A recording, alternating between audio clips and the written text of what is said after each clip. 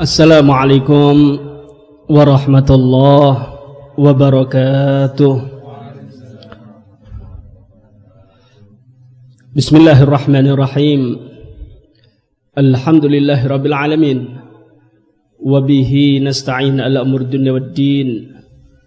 Wa sallallahu wa sallam ala sayyidina Muhammadin khatamin nabiyyin wa ala alihi wa sahbihi ajma'in. Wala hawla wala quwwata illa billahil aliyyil azim. Subhanaka la ilma lana illa ma 'allamtana innaka antal alimul hakim. Rabbi shrah li sadri wa yassir li amri wahlul 'uqdatam min lisani yafqahu qawli. Amin. Hadirin hadirat rahimakumullah. Sebentar lagi kita akan merayakan hari raya Idul Adha, yang mana di dalam bulan Dzulhijjah ada ritual atau ibadah yang sangat dianjurkan oleh Nabi Muhammad SAW bagi umatnya yang mempunyai kemampuan, yang mempunyai harta lebih, hendaknya dia berkurban.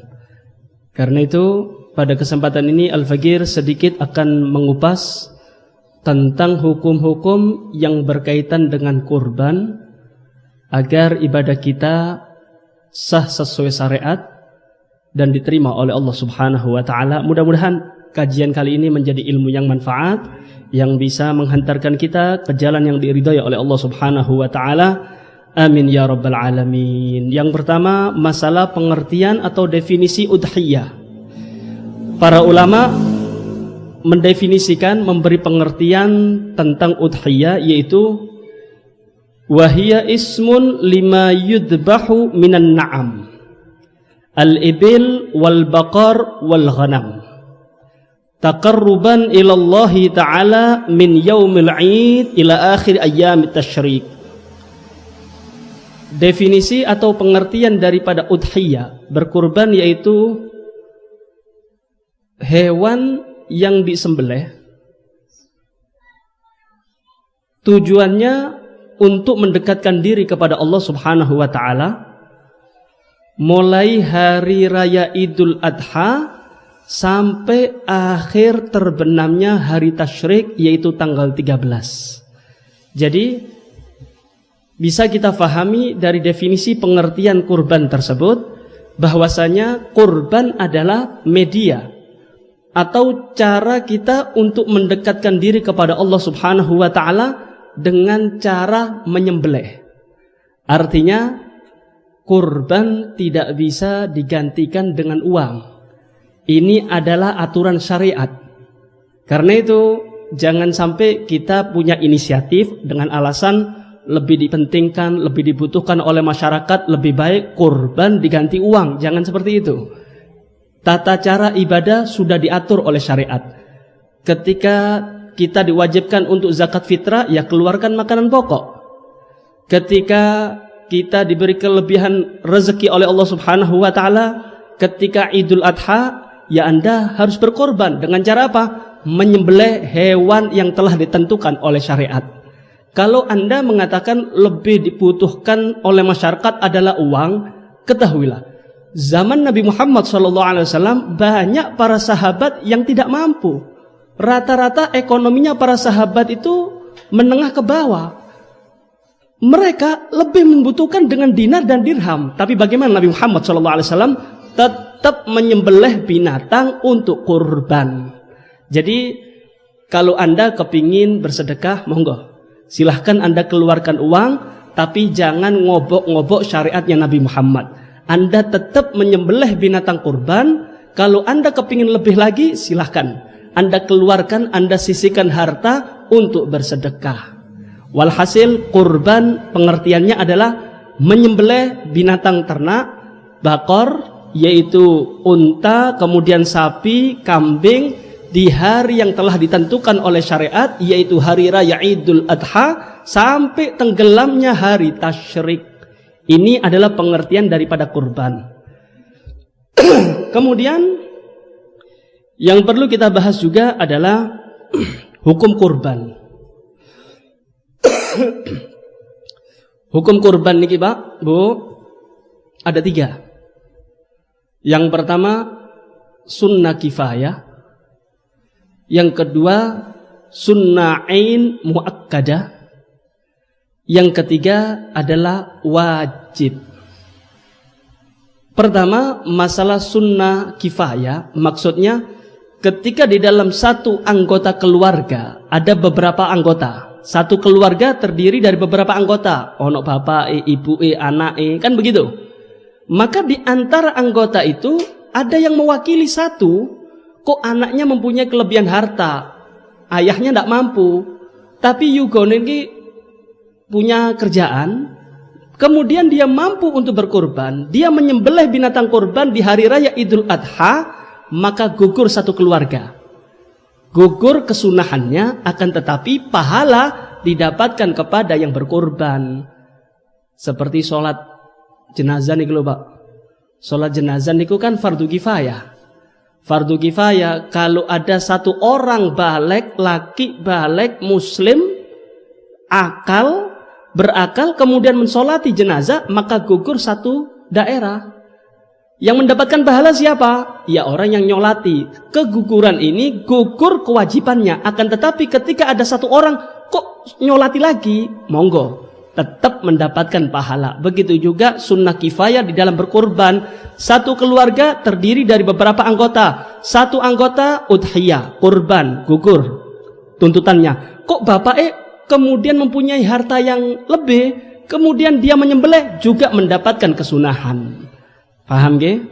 Yang kedua sunnah ain muakkadah, yaitu individu. Setiap anggota keluarga terkena mukhatab, terkena hukum sunnah di dalam udhiyah. Jadi kalau bapak udhiyah, kurban, bagaimana? Tetap anaknya terkena hukum sunnah di dalam berkurban, istrinya terkena juga. Tapi ingat nggih, yang terkena mukhatab, yang terkena hukum sunnah ain, ini adalah orang yang sudah balik, akil, muslim. Jadi kalau Anda punya anak belum balik, belum dikatakan sunnah untuk berkurban. Sunnah bagi yang telah berakal dan telah balik, itu sunnah ain. Faham ya Pak? Yang terakhir, hukum kurban adalah wajib. Asalnya hukum kurban niku Pak sunnah. Cuma ada beberapa sebab yang menyebabkan kurban itu menjadi wajib. Ada 2 sebab. Yang pertama, karena nazar. Yang kedua, karena ta'yin, karena menentukan. Seumpama nggih, niki hati-hati. Kalau jenengan salah jawab, jenengan iso-iso ndak mangan sate niki. Bagaimana? Ngenten. Ketika jenengan punya kambing, kemudian ada orang tanya, itu buat apa Pak? Anda mengatakan ini adalah kambing kurban saya. Anda mengatakan ini adalah kambing kurban saya, maka menjadi wajib. Jenengan tidak boleh makan dagingnya. Gara-gara takonan tiang, jenengan jawabnya salah, akhirnya jenengan tidak makan sate. Kenapa? Haram jenengan makan. Jadi wajib itu Anda sedekahkan semuanya. Paham ya? Yang kedua karena nazar. Jenengan mengatakan saya nazar, dilafatkan ya. Nazar itu dilafatkan. Kalau jenengan masih nazar dalam hati tidak jadi wajib. Nazar itu menjadi wajib ketika Anda lafatkan. Saya kalau mendapatkan pekerjaan tahun ini, saya akan kurban Idul Adha. Saya nazar kurban. Kalau seumpama urusan saya selesai, saya nazar berkorban tahun ini, maka wajib bagi Anda untuk berkorban. Faham ya? Kemudian masalah niat. Niat itu wajib. Semua ibadah wajib niat. Innamal a'malu bin niat. Baik itu korban sunnah maupun korban wajib, tetap wajib niat. Kecuali korban wajib yang dikatakan wajib karena nazar dan ditakyin. Nanti kita gamblangkan. Yang pertama, masalah korban sunnah, kemudian korban wajib, semuanya wajib niat. Kapan wajib niatnya? Kapan? Letak niatnya itu kapan? Ada 2 cara. jenengan ketika mau menyerahkan ke panitia wakil jenengan, Anda mengatakan saya niat ini kurban saya, maka ketika nyembelih tidak butuh niat malih. Atau ketika jenengan nyembelih sendiri, kapan niatnya? Ketika mau nyembelih. Ketika jenengan mau nyembelih, katakan di situ, Allahumma hadi udhiyah nawaitu tadhiyata bihadihi lillahi ta'ala. Ya Allah, aku niat udhiyah, aku niat kurban dengan kurban ini ya Allah, dengan hewan ini karenamu ya Allah. Langsung disembelih. Ini letak niatnya. Paham ya Pak? Karena itu jenengan yang jadi panitia kurban, ojo asal nyancang kambing. Anda harus tonton itu wakil jenengan. Ojo langsung ditonton wedhuse nang masjid, kemudian nang yayasan, nang madrasah dicancang. Panitia ndak paham, wedhuse sapa iku le? Enten wong ngenterno. Hati-hati. Harus ada lafaz untuk mewakilkan kepada jenengan. Ini terkadang orang-orang sakrabe dhewe cancang-cancangan tok wae. Kemudian dibeleh, bahaya. Kalau ndak ada niat di situ ndak jadi kurban. Tetap penyembelihannya sah, dagingnya halal, cuma tidak terhitung kurban. Paham nggih? Naam. Kemudian yang selanjutnya, ketika jenengan nyembelih Pak, nggih, paling afdal itu nyembelih sendiri ya, paling afdal. Seperti Nabi Muhammad SAW. Nabi Muhammad itu nyembelih sendiri.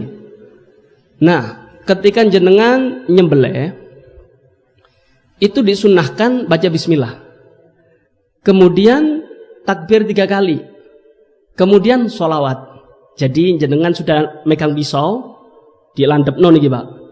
Anda mengatakan bismillahi Allahu akbar, Allahu akbar, Allahu akbar, Allahumma sholli ala Muhammad, sembelih. Ini adab di dalam menyembelih binatang kurban. Ojo asal-asalan. Kadang masya Allah tukang jagal nih nyekel rokok, gini, bleh, enak temen, ndak punya adab. Memang sah penyembelihannya, cuma ini ibadah Pak, ibadah perlu adab. Anda baca bismillah, takbir, kemudian sholawat, berharap diterima oleh Allah.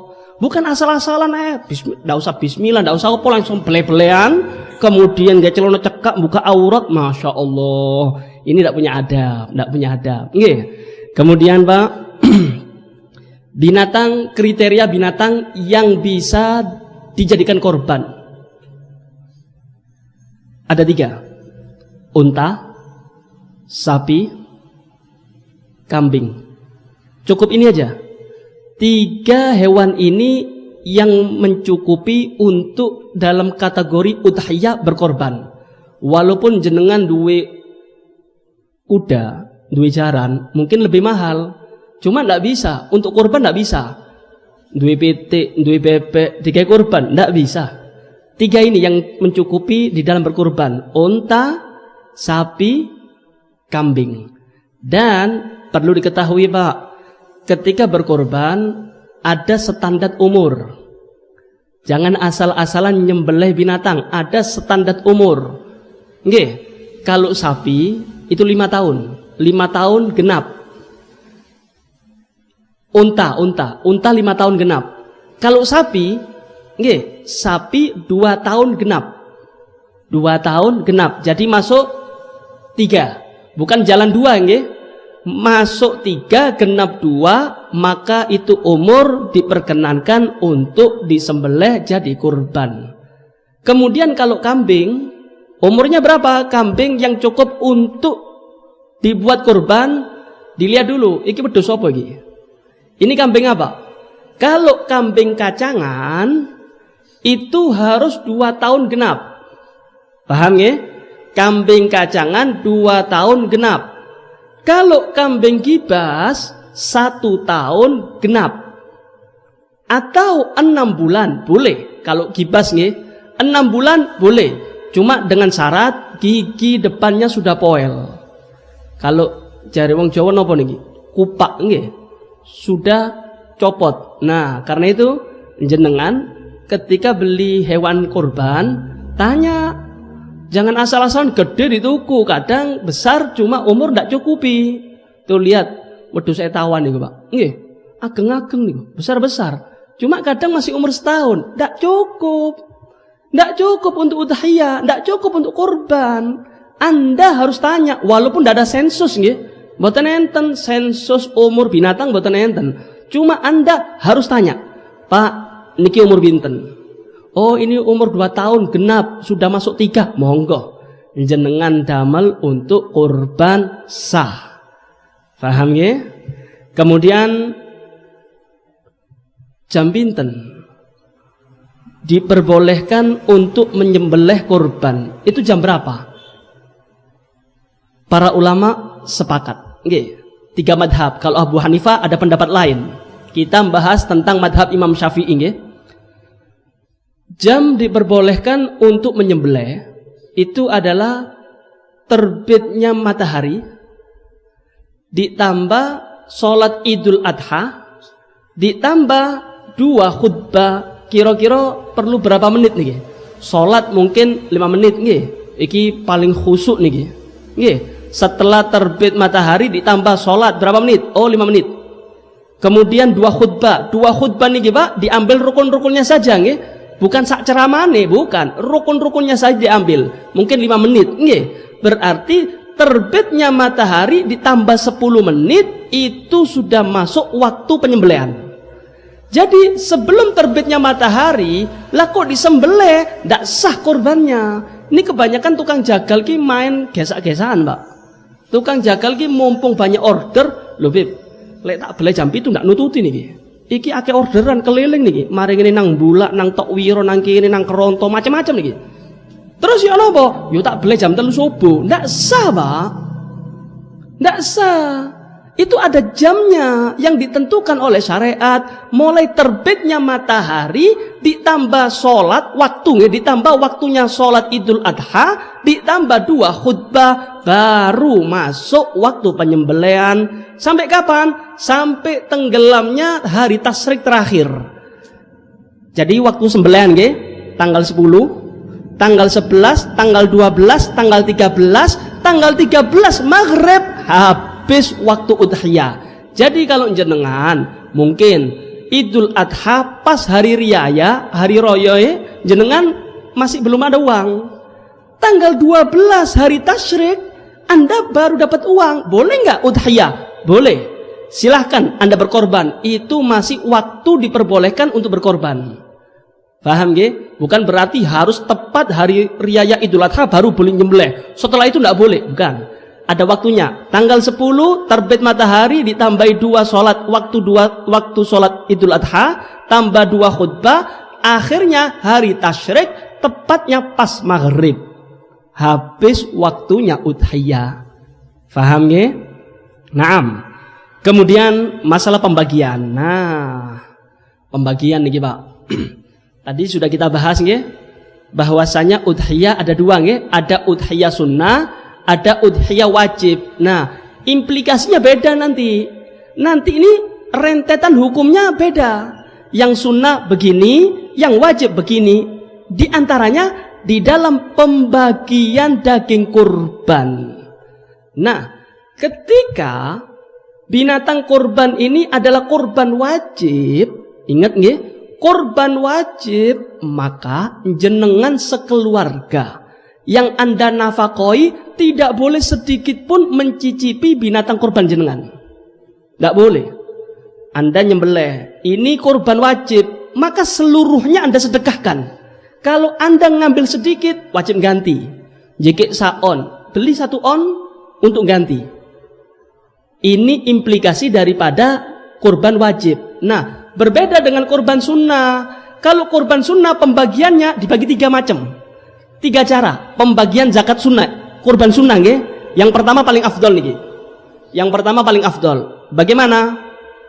Anda sembelih, setelah itu Anda ambil sedikit untuk ngalah berkah.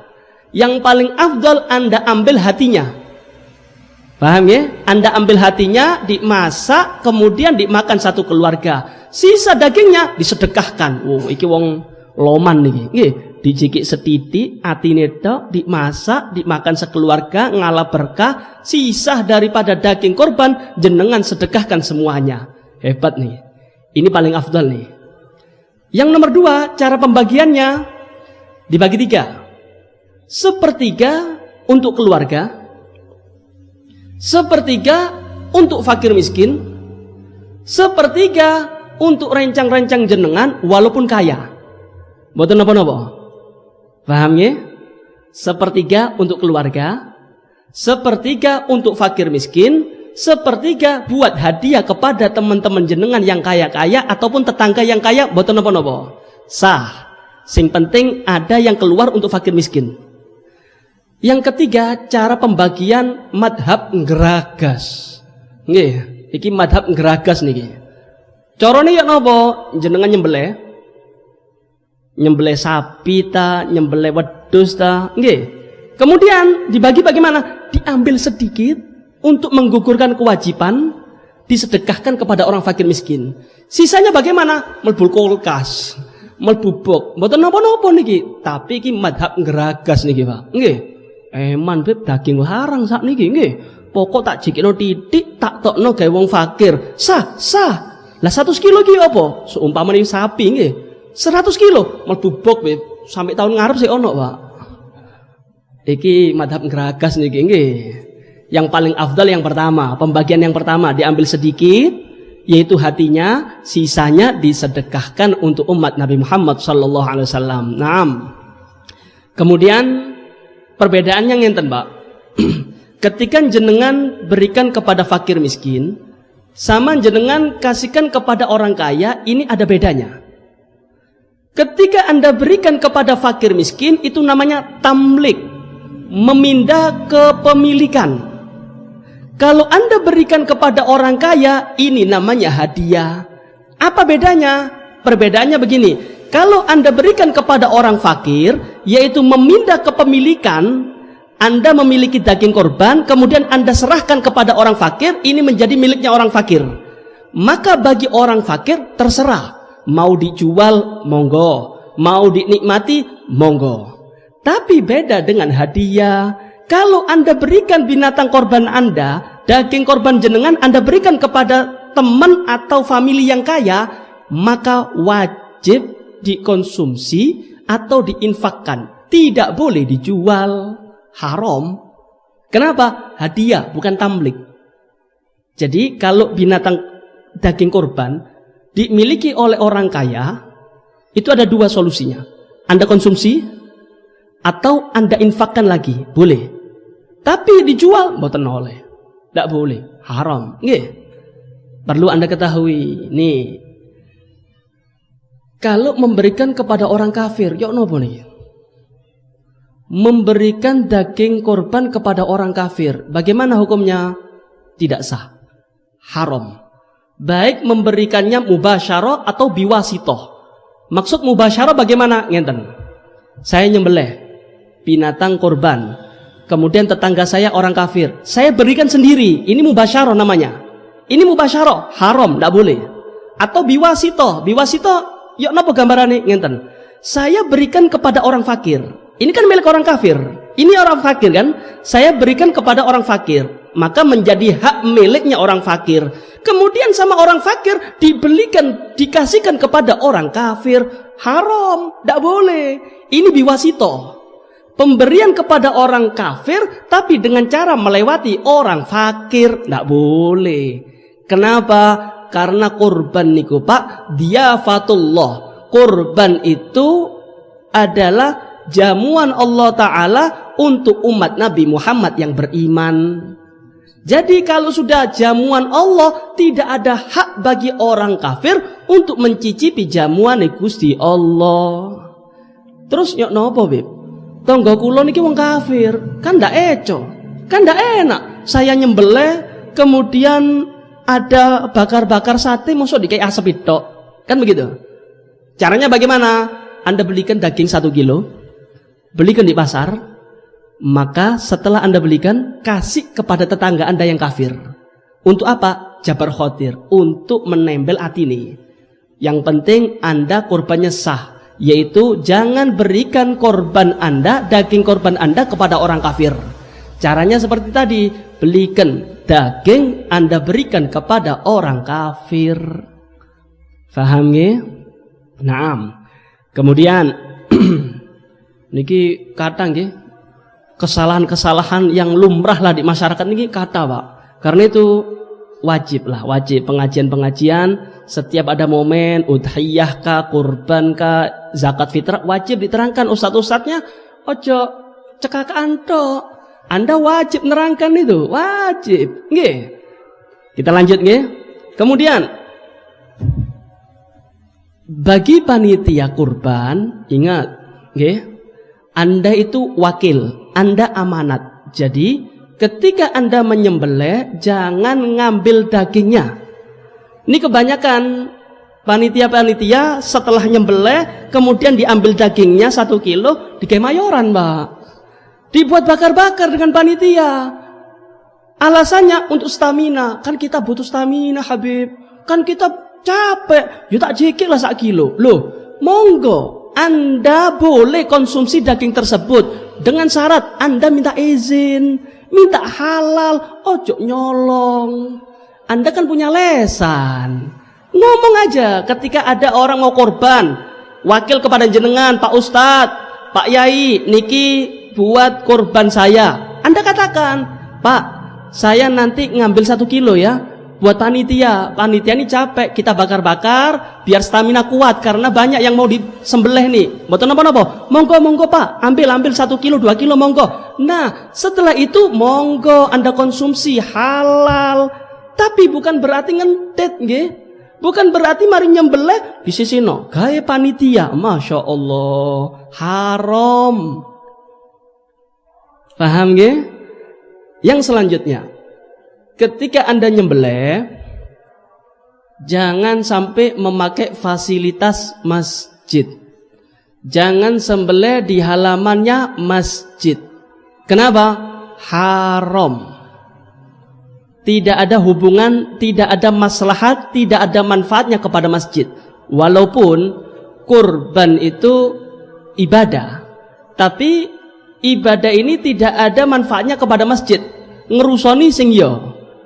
Karena itu panitia, monggo jenengan hati-hati.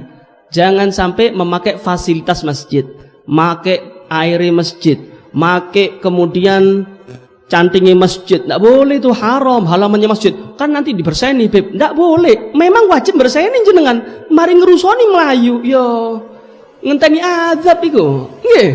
Anda ngotori masjid, wajib bersihkan. Cuma jenengan haram. Kalaupun Anda sudah pakai listriknya masjid, pakai airnya masjid, wajib ganti. Dianggap nyewo. Tahun depan ojo diulangi maneng. Tahun depan cari tempat yang luas untuk penyembelihan. Jangan disembelih di halaman masjid atau memakai fasilitas masjid yang benar. Paham ya? Nah, kemudian yang selanjutnya, Pak, niki kadang ya, permasalahan-permasalahan yang terjadi di masyarakat niki kata.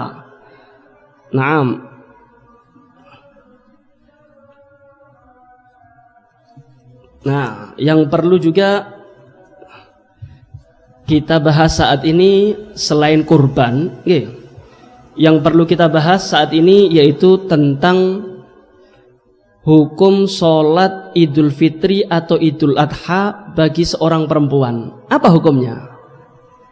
Seorang perempuan keluar rumah menuju ke masjid, bersolek, punya body, kemudian keluar sholat Idul Fitri atau Idul Adha. Hukumnya apa? Maka di dalam Kifayatul Akhyar dikatakan orang perempuan yang bersolek, yang mempunyai body, masih bisa disahwati, maka sepakat haram. Haram, Pak. Karena itu di dalam kitab ini dikatakan begini. Fala yatawaqqafu ahadun minal muslimin fi man'ihinna illa ghabiyyun qalilul bidha'ah. Tidak ada orang yang ragu untuk mencegah seorang perempuan keluar rumah menuju masjid untuk sholat Idul Fitri atau Idul Adha kecuali wong goblok. Tidak boleh. Kenapa? Likasratil fasad, banyak fitnah nanti terjadi. Coba jenengan bayangkan, coba Anda bayangkan, keluar dari rumah paesan, pakai minyak wangi, kemudian masya Allah didelok campur lanang wedok. Niki tiang, kalau ada ulama yang mengatakan tidak haram, hobi, wong bodoh nih, tidak ngerti tentang syariat. Karena itu tidak ada yang ragu untuk zaman sekarang mengharamkan bagi perempuan yang mempunyai body yang masih bisa disyahwati keluar rumah dengan tujuan sholat Idul Fitri atau Idul Adha. Kalaupun ada yang mengatakan, loh kan zaman Nabi Muhammad kan ada itu. Ada itu keluar, beberapa perempuan, bahkan orang perempuan yang haid pun diperintahkan keluar oleh Nabi Muhammad. Kenapa? Nih, ada dua alasan, jangan dipedot di situ. Ada dua alasan kenapa Nabi Muhammad memerintahkan perempuan keluar rumah untuk sholat Idul Fitri atau Idul Adha. Kenapa? Ada dua alasan. Yang pertama, karena saat itu muslimin masih minim. Untuk menampakkan syiar agama, maka didukung oleh para perempuan. Alasan pertama. Yang kedua, ini yang tidak kita miliki. Apa? Khairul qurun. Zaman Nabi Muhammad adalah zaman yang paling baik. Perempuan keluar zaman dahulu itu nutup rapet, Pak. Kalau zaman sekarang, enten kok ingin ada perempuan seperti ini, tutup rapet, ndak nggawe minyak, ndak bersolek, kemudian sholat. Ada seperti ini. Tentunya umum zaman sekarang, perempuan-perempuan keluar untuk sholat Idul Fitri, Idul Adha, pasti bersolek, pakai minyak wangi. Karena itu dikatakan dalam kitab Kifayatul Akhyar, yambaghi al-qat'u fi zamanina bitahrimi khuruji syabat wa dawatil hayat. Maka wajib kita pastikan, kata beliau Kifayatul Akhyar, di zaman sekarang kita harus mengatakan haram keluarnya perempuan yang mempunyai body, perempuan yang masih muda yang bisa disahwati keluar untuk sholat Idul Fitri atau Idul Adha. Karena itu monggo sarang-sarang nggih, yang punya istri dijaga, jangan sampai keluar. Monggo sholat di rumah nggih. Sholat Idul Fitri, Idul Adha itu sunnah muakkadah. Jenengan keluar wahai perempuan itu membuat fitnah. Mosok ngolek pahala sunnah tapi melakukan yang haram, tidak masuk akal. Karena itu dijaga. Jenengan yang punya keluarga, ya yang sudah keluarga punya istri jaga. Jangan boleh sholat di masjid. Kalaupun yang belum keluarga mungkin mempunyai kakak perempuan, dibilangi jangan sholat di masjid. Faham nggih? Mudah-mudahan manfaat. Nggih, mudah-mudahan manfaat. Monggo. Al-Fatihah bil qabul wa tamamil sul ala hadratul Muhammadin sallallahu alaihi wasallam. Al-Fatihah.